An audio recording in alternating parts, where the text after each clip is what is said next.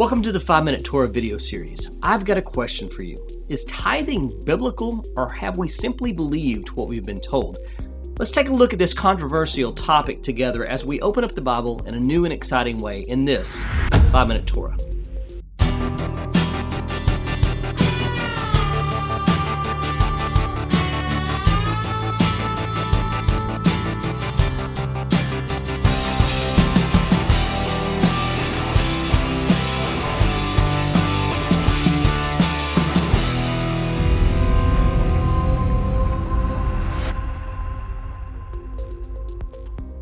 Shalom, I'm Darren with the Emet HaTorah, where we connect disciples of Yeshua with the eternal Torah of God. Welcome to my channel. If you've been looking for a deep insight into the weekly Torah portions but are short on time, you have found the right channel. And if you appreciate the content, be sure to do yourself a favor and subscribe, turn on notifications so you'll be notified whenever I publish new content, which is generally about once a week. Today I'll be highlighting 3 things that you need to know about this week's Torah portion before diving into a Messianic insight for this week's Torah reading. Be sure to check out the links in the description box below because I'm going to refer to them several times throughout this teaching. Here are the 3 things that you need to know about this week's Torah portion of Nasso.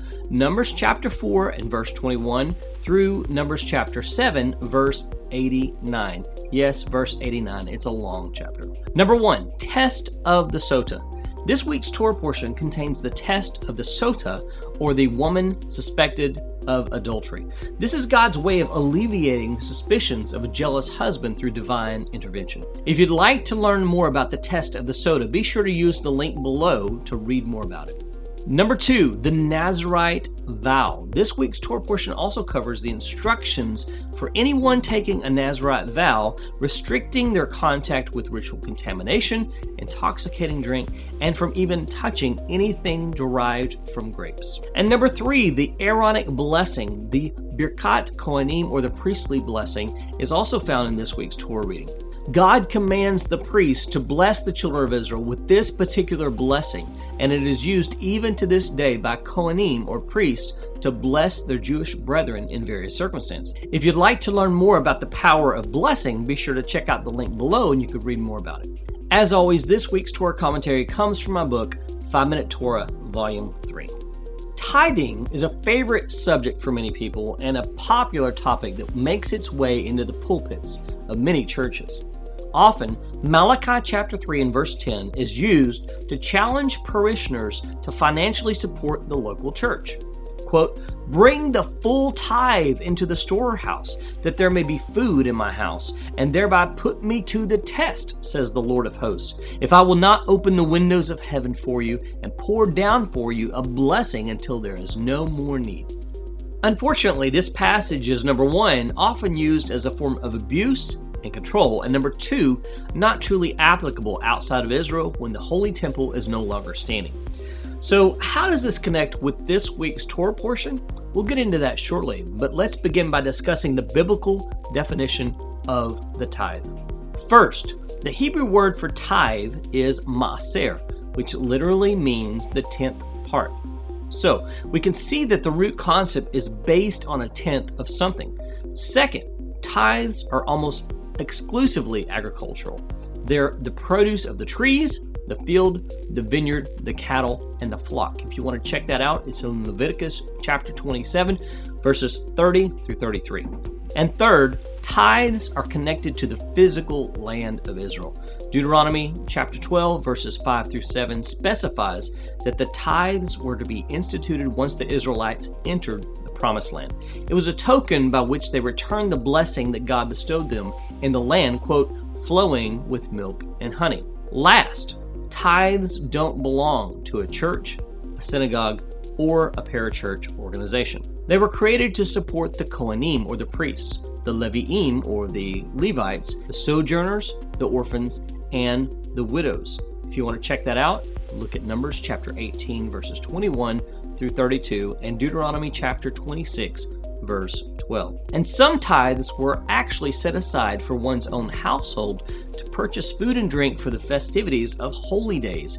See Deuteronomy chapter 14, verses 22 through 27. Based on this information, tithes in a literal biblical sense have no current application. However, this week's Torah portion contains a brief passage that can provide insight and wisdom to help us understand the principle of tithing and how it can still be observed today. Numbers chapter 5 verses 9 and 10 says, "And every contribution, all the holy donations of the people of Israel, which they bring to the priest, shall be his.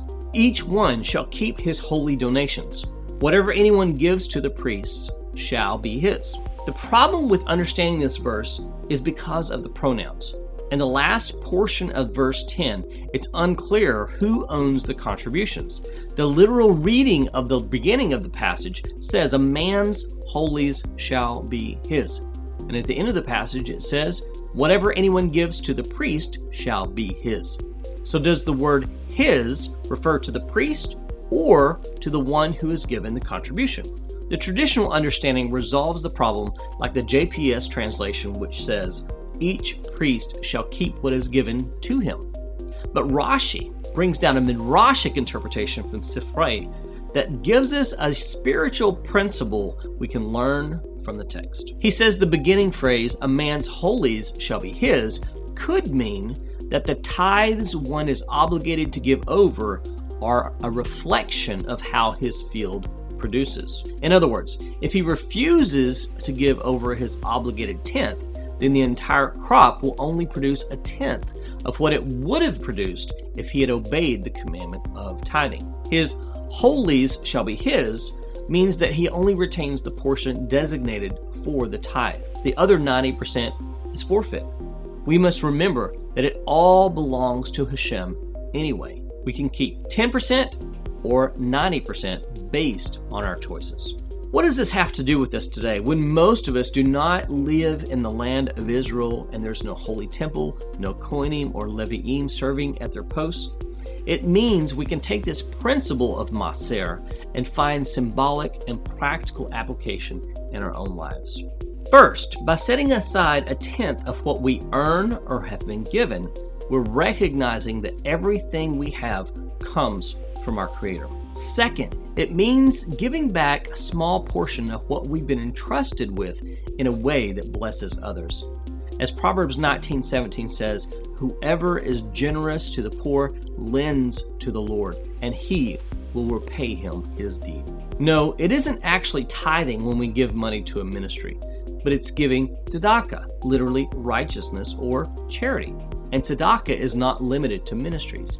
Even more importantly, we are to give to the poor, the homeless, the orphans, and the widows based on this principle. Once we begin putting this principle into practice, we might find we are richly rewarded for our stewardship. Are you struggling with giving away a portion of the resources that you've been entrusted with? Just begin giving back a portion of what you've been given and see what Hashem can do. And you can learn more about Yeshua's teachings on tzedakah in this video right here.